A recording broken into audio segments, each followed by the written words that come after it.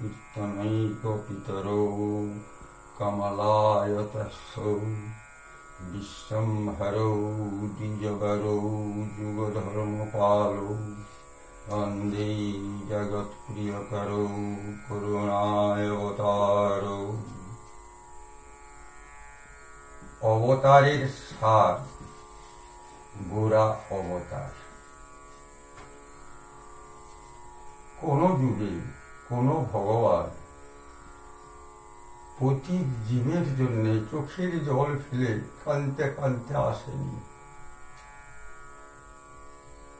একমাত্র নিতাই গৌর ছাড়া।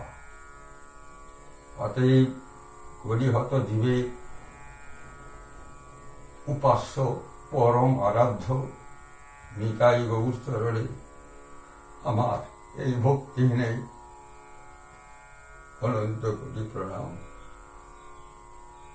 এখন তারই শিক্ষাশ্লোক থেকে আমি পাঠ শুরু করছি। জীব শিক্ষার জন্য তিনি 8টি শ্লোক রেখে গেছেন। তার প্রথম শ্লোক চেতদর্পণমার্জনং ভব মহাদাবাগ্নি নির্বাপনং শ্রেয় কৈরব চন্দ্রিকা বিতরণং বিদ্যাবধৌ জীবনম আনন্দম বুধিবর্ধরং প্রতিপদং পূর্ণামৃত সাধনং সর্বাত্মস্নপনং পরং বিজয়তি শ্রীকৃষ্ণ সংকীর্তনম। এই শ্লোকে প্রথমে দিয়েছেন চেতদর্পণমার্জনং। দর্পণ কিসের জন্য দরকার? আমরা মিথ্যা দেখার চোখে মিথ্যা জগৎ দেখি, কিন্তু মিথ্যা জগৎ সম্পূর্ণ দেখতে পাইনি। সবচেয়ে আশ্চর্যের কথা, আমাদের মুখ কেমন, আমরা কেমন, আমি কে জানতে পারিনি। জানতে গেলে দর্পণের দরকার। সেই রকম আমি কে যদি জানতে হয়, তাহলে চিত্ত দর্পণের দরকার, যে কে আমি, কি আমার স্বরূপ, কি আমার কর্তব্য। তো এই যে দর্পণ, এই দর্পণটি হলো চিত্ত দর্পণ। এই চিত্ত দর্পণে জানা যায় আমি অমৃতের সন্তান, অদ্বয় জ্ঞান তত্ত্ব কৃষ্ণ পূর্ণ ভগবান, আমি তার অংশ কলা। তিনি পূর্ণ, আমি অংশ। প্রত্যেকটি জীবের স্বরূপ তাই। কিন্তু কই, দর্পণে তো ছবি আসছেনি, কোন প্রতিচ্ছবি ফুটছেনি, আমি তো জানতে পারছিনি আমার চিত্তে মনোনিবেশ করে। তাহলে চিত্ত দর্পণ কিন্তু ব্যর্থ নয়। এই দর্পণে ময়লা পড়েছে, ময়লা যুগ যুগ ধরে পড়ে এসছে, আর জীবন কাল ধরে তাতে ময়লা সঞ্চারিত হয়েছে। সেই ময়লা যদি পরিষ্কার না হয়, তাহলে প্রতিচ্ছবি আসবে কি করে? ময়লাটা কি? ওই যে অদ্বয় জ্ঞান তত্ত্ব কৃষ্ণ, তিনি এক, অদ্বিতীয়, তার স্বাদ জাগলো, তার মধ্যে কথা উঠল আমি বহু হব। এই কথা উঠা থেকেই সৃষ্টি পরিকল্পিত হয়েছে, তিনি বহু রূপে প্রতিভাত হয়েছেন। আমরা সেই একই কৃষ্ণকে দেখছি বহু রূপে। জগতে অদ্বয় জ্ঞান তত্ত্ব কৃষ্ণ, পূর্ণ ভগবান, জগতে এক কৃষ্ণ ব্যতীত কেউ নয়। স্থাবর জঙ্গম দেখে না দেখে তার মূর্তি, যাহা যাহা নিত্য পড়ে তাহা তাহা কৃষ্ণ স্ফূর্তি। মহাভাবের অবস্থা এটা দর্শন হয়, কিন্তু কোথায় ভাব? এই দর্পণে তো সেই প্রতিচ্ছবি ফুটবে যে ভগবান শ্রীকৃষ্ণ পূর্ণ, আমি তার অংশ, আমি অমৃতের সন্তান। এই কথা উঠা থেকে এই যে আমি বহু হব, কথা উঠলো, ব্যাস এক বহু হলো। আর এই বহুত্বই তো বন্ধন। এই বহুত্ব হয়ে আমরা বহু রূপে বহু দিকে ছুটে চলেছি। আমার মন বহু দিকে ধাবিত, তাই মনে বহু কথা উঠছে, এক তিল বিরাম নাই, মনে কথা উঠেই চলেছে। মনের দারুণ ব্যাধি সদা কথা বলা, কথা বলা বন্ধ হলেই ঘুচে যায় জ্বালা। তাহলে উপায়, এই জ্বালার অবসান ঘটাতে হবে। যুগ যুগ ধরে সেই চেষ্টাও চালিয়েছে অন্যান্য অবতার পুরুষগণ বা যোগী মুনি ঋষিরা। তারা এই ময়লাকে পরিষ্কার করে চিত্তদর্পণ মার্জনের ব্যবস্থা করেছিলেন। যোগার চিত্তবৃত্তি নিরোধ হওয়া, যোগের মাধ্যমে, জ্ঞানের মাধ্যমে, নিষ্কাম কর্মের মাধ্যমে, তপস্যার মাধ্যমে, সাধন ভজনের যতগুলি প্রণালী আছে, যতগুলি মত পথ আছে, সব ওই চিত্ত দর্পণকে মার্জন করার জন্য। কিন্তু ময়লা আর যায়নি। যাবে কেন? সেইখান থেকে এসেছে, সেইখানে ফিরে যেতে হবে। মায়া তো অতিক্রম করা সম্ভব নয়।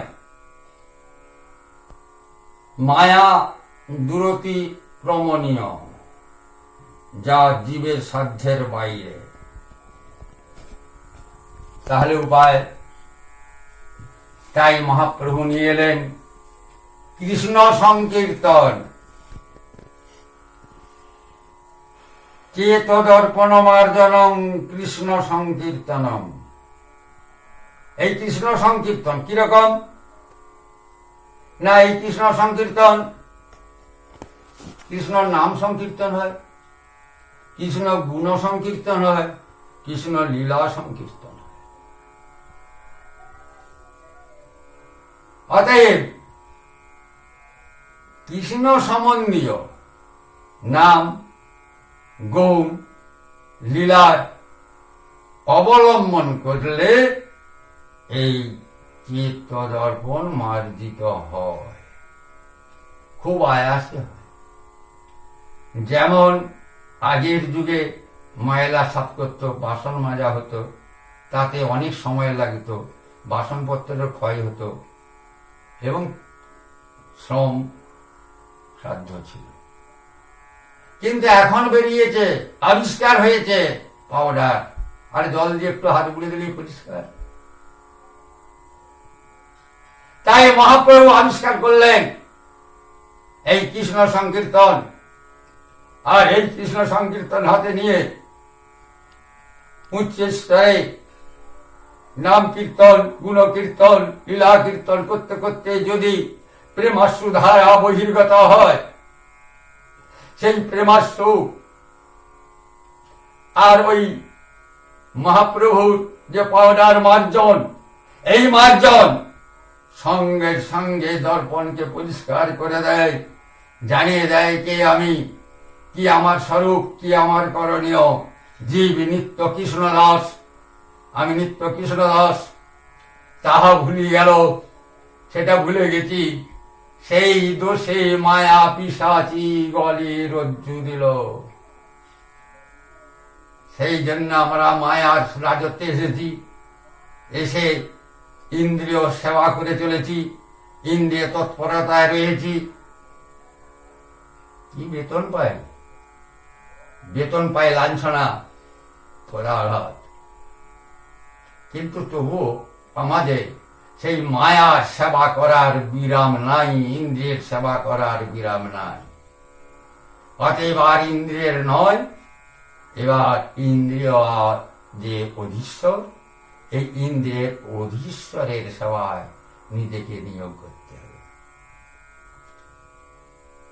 ভব মহাদার্বাগ্নি নির্বাপনম, এই যে আমাদের ভব সমুদ্র, ওই ইন্দ্রিয় সেবা করতে করতে এটা চাই, ওটা চাই, সেটা চাই, কামনা বাসনার আগুন দাউ দাউ করে জ্বলছে, চতুর্দিকে ধাবিত হচ্ছে।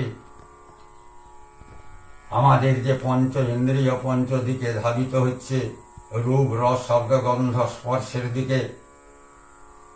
অন্যান্য যে ইন্দ্রিয়গুলি তারা তাদের দিকে ছুটে চলেছে, এক তীরের বিরাম নাই।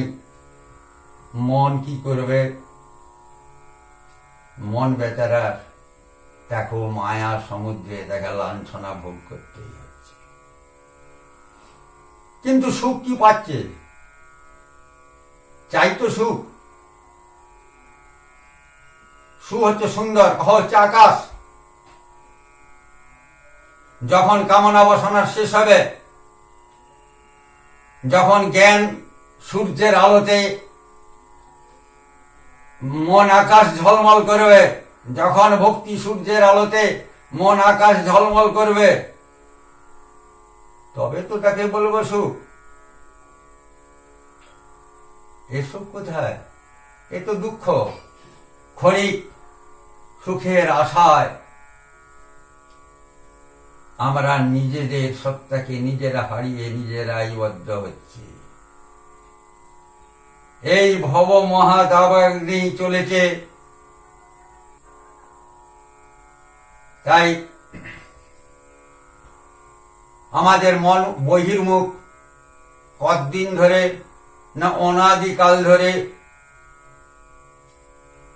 অনাদি বহির্মুখ।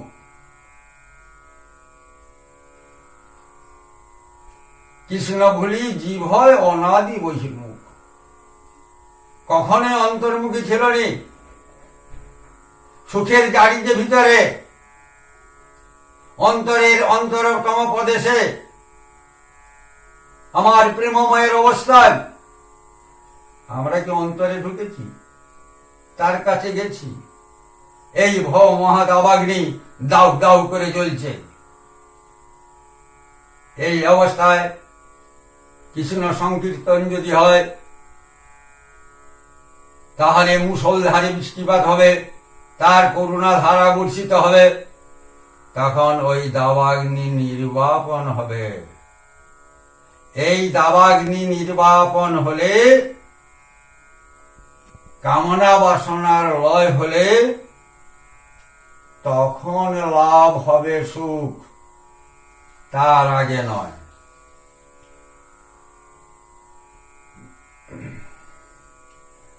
শ্রেয় কৈরব চন্দ্রিকা বিতরণম, আমাদের যে চন্দ্র সূর্য আমাদেরকে আলো দেয়, আমাদের এই মায়ার জগতে, আমাদের মিথ্যা জগতে দাউ দাউ করে জ্বলছে ইন্দ্রিয় তৎপরতার সূর্য মধ্যাহ্ন গগনে। তার তাপে আমরা তাপিত, আমাদের সেই দুঃখের জ্বালার আর শেষ নাই। আমরা জ্বলে পুড়ে ছাই হচ্ছি, কিন্তু তবু আমরা এই দুঃখের অবস্থা বুঝতে পারিনি। সুখ মনে করে দুঃখেই আলিঙ্গন করে চলেছি। আমাদের এই জগতে সুখ বলে কোনো বস্তুটাই নাই। এই জগতে যারা আসে যখন একটি শিশু ভূমিষ্ঠ হয় সে তখনই কাঁদে, কান্না দিয়েই জীবনের শুরু। আর যখন এই জগৎ ত্যাগ করে তখন অব্যক্ত যন্ত্রণা, তাহলে কান্না দিয়ে শুরু আর যন্ত্রণায় শেষ। এর শুরু থেকে শেষ পর্যন্ত দুঃখই আছে, এখানে সুখ কোথাও নাই। সুখ আছে অন্তরের অন্তরতম প্রদেশে, ভক্তির রাজ্যে, প্রেমের রাজ্যে। এই যে শ্রেয় কৈরব চন্দ্রিকা বিতরণম,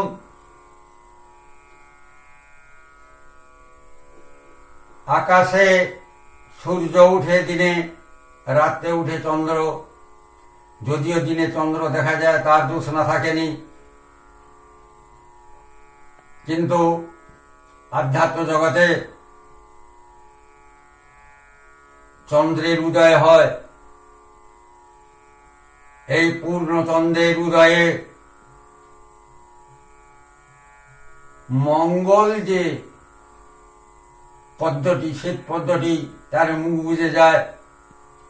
কিন্তু আজ এক নতুন চন্দ্র উঠেছে, মঙ্গল পদ্ম প্রস্ফুটিত হয়েছে, তার সহস্র দল সহস্র দিকে ধাবিত হয়েছে। জীবের মঙ্গল হয়েছে। জীবের মঙ্গল কিসে? না ওই সুখ লাভে। তাহলে সেই যে জ্যোৎস্না, সেই জ্যোৎস্নায় আমাদের যে পদ্মকে ফুটি দিল, এটা অসম্ভব ব্যাপার। জ্যোৎস্নায় পদ্ম ফুটেনি, শালুক ফুটে, কুমুদ ফুটে। কিন্তু এই এক নতুন চন্দ্র, তাপ নাই, অথচ উজ্জ্বল আলোক। তাই এই জ্যোতিকে বলা হয় কোটি চন্দ্র সুশীতল, সূর্য কোটি সমুজ্জ্বল।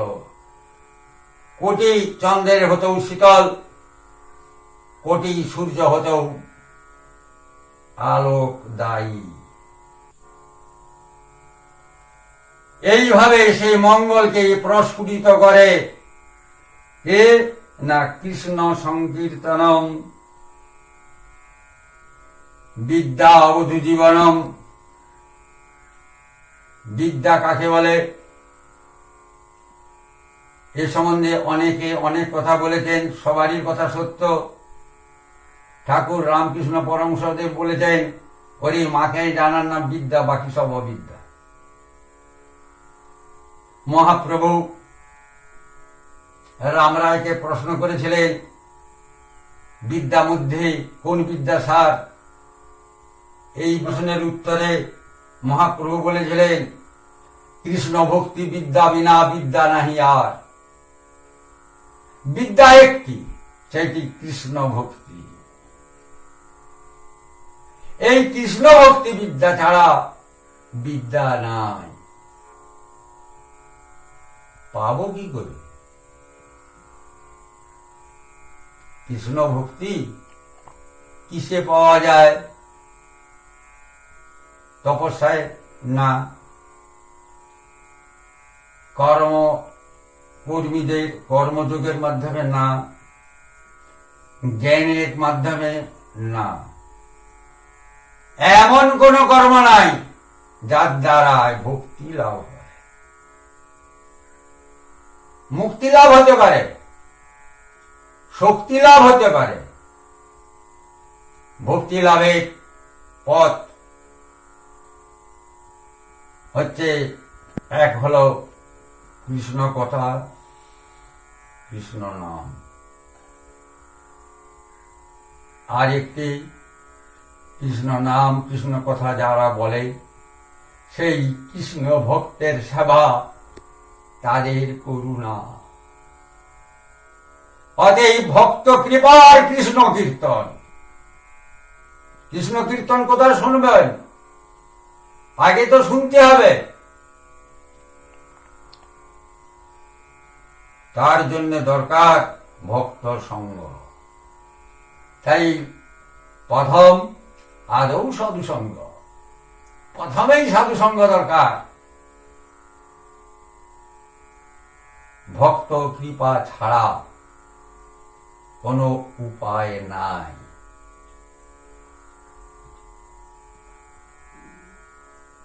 তাই প্রথম তাদের মাধ্যমে কৃষ্ণ কথা শুনলাম, তারপরে যদি কৃষ্ণ নাম করি, শ্রবণ কীর্তন, মনে মনে যদি লীলা চিন্তা করি, স্মরণ, এই করে করে একটির পর একটি নববিধা ভক্তির যাজন হবে। তখন কি হবে না, তখন আস্তে আস্তে ভক্তি লতার বীজ অঙ্কুরিত হবে। সংসার ভ্রমিতে কোনো ভাগ্যবান জীব গুরু কৃষ্ণ প্রসাদে পায় ভক্তিলতা বীজ, হিলি ক্ষেত্রে করে সেই বীজ আরোপণ। শ্রবণ কীর্তন জলে কর এসে তোন। শ্রবণ কীর্তন কি? ওই কৃষ্ণ সংকীর্তন, শ্রবণ কীর্তন। তাতে কি হয় না, বিদ্যাবধূ জীবনম। বিদ্যাবধূকে না, ভক্তি। ভক্তি বিদ্যা, পরা বিদ্যা, শ্রেষ্ঠ বিদ্যা। এই ভক্তির একটা সংজ্ঞা আছে, অনেক সংজ্ঞা আছে, বহু সংজ্ঞা থাকতে পারে, কিন্তু জানিনি কোন শাস্ত্রে আছে কিনা। আমি যেটুকু জানি সেইটুকু হচ্ছে ভোকারাত শ্রী ভগবান, সুন্দর ভগবান। তাই ভক্তির প্রথম ভ। সুন্দর ভগবান কেন বলা হলো? ভগবান কি কুৎসিত ভগবান আছে নাকি? না, সেই অর্থে নয়। ভগবান ভগবান, ঐশ্বর্যমণ্ডিত ভগবান। সেই ভগবান কখন সুন্দর হয় না, জীব সুন্দর হয় মায়া মুক্ত হলে, আর ভগবান সুন্দর হয় মায়াবদ্ধ হলে। যখন ভগবান জীবের জন্য কাঁদেন, জীবের জন্য দাঁড়ে দাঁড়িয়ে ঘুরেন, নাম প্রেম বিতরণ করেন, তখন সেই ভগবান হয় জীবেদের চোখে সুন্দর। সেই জীবের মঙ্গলকারী, জীবের কল্যাণকারী যে ভগবান, এই মায়াবদ্ধ ভগবান, সুন্দর শ্রী ভগবান, এই শ্রী ভগবান। তাই প্রথমে ককারাত আকর্ষয়তি, ক শব্দে তাকে যার দ্বারা আকর্ষণ করা যায়। ভক্তি থাকলে ভগবানকে আর ডাকতে হয় না, আপনা আপনি আসে। তিনি ভক্তির কাঙাল, ভক্তি লোলুপ। ভক্তের হৃদয়ে ভক্তি আস্বাদনের জন্য তিনি ছুটে আছেন। তাই ককারা তাতে কর্ষণ করা হয়, আকর্ষণ করা হয়। তকারা তন্ময় জানতে, তৎময় তন্ময়। তন্ময় বলতে কি? কৃষ্ণ ছাড়া আর কিছু নাই। যাহা যাহা নৃত্য করবে তাহা তাহা কৃষ্ণ। অতএব অদ্বয় জ্ঞান তত্ত্ব কৃষ্ণ পূর্ণ ভগবান প্রকট হন। এটাই বিদ্যা। তাই তকারাত তন্ময়ং জানতি, ইকারাত প্রাকৃতবৎ। প্রাকৃত জগতে প্রাকৃতের মতোই থাকে। যেমন একটা ধান আর একটা সিদ্ধ ধান, দুটাই তফাৎ কি? দেখতে একই রকম হলে, সরস মাটিতে ফেললে যেটা আসল ধান সেটা অঙ্কুর গজাবে, আর সিদ্ধ ধানটা অঙ্কুর গজাবে। ভজনের নলে সে দেহটা সিদ্ধ হয়ে গেছে, তাতে কামনা বাসনার অঙ্কুর আর গজাবে নেই। কিন্তু দেখতে থাকবে ভক্তিমানকে ওই জন্য দেখলে জানা যায়নি ভক্তিমানের লক্ষণ কি। বড় মজার কথা, যার ভক্তি আছে সে জানতে পারেনি আমার ভক্তি আছে। পরম প্রেমময়ী রাধারানী কাঞ্চেন প্রেম কি অঙ্কুর আত জাত ভেল, নভেল যুগল পলাশা। আমার কৃষ্ণ প্রেমের অঙ্কুর তীব্র দাগ দাহে অঙ্কুর উদ্গম হয়ে অঙ্কুরই রয়ে গেল, তার আর যুগল পল্লব হলো। তবে আমরা কি বলবো, রাধারানীর প্রেমের অঙ্কুর হয়নি, তার যুগল পল্লব হয়ে যায়নি। ভক্তির ধর্মটাই তাই, যার আছে সেটাকে নাই। মহাপ্রভু তিনি দূরে কৃষ্ণ প্রেমগন্ধ নাহি মোর সে সম্বন্ধ, আমার সে সম্বন্ধই নাই। তবে যে করি কন্দন সৌভাগ্য প্রকটন, আমি যে কাঁদি আমার কৃষ্ণ প্রেম হইছে তোমরা দেখো, লোক দেখা না কাঁদি। হায় হায় মহা প্রেমের অবতার মহাপ্রভুর কি দৈন্য উক্তি। ভক্তি যার আছে সে জানেনি, ঠিক মৃগনাভি কস্তুরীর মতো। যে মৃগের ওই কস্তুরী জন্মায় সে জানেনি, সে চারদিক ছুটে। এই ছুটতে ছুটতে একদিন কারো নজরে পড়ে, কেন ছুটছে না, নাভিতে কস্তুরী আছে।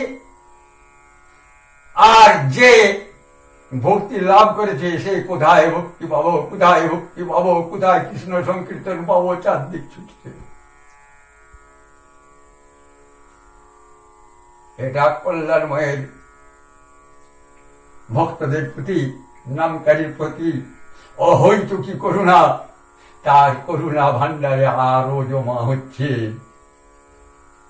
জৈনতায় ভক্তি লাভে শ্রেষ্ঠ উপায়। এটাই বিদ্যাবধূ জীবনম। এতে ক্রমান্বয়ে ভক্তি বর্ধিত হয়।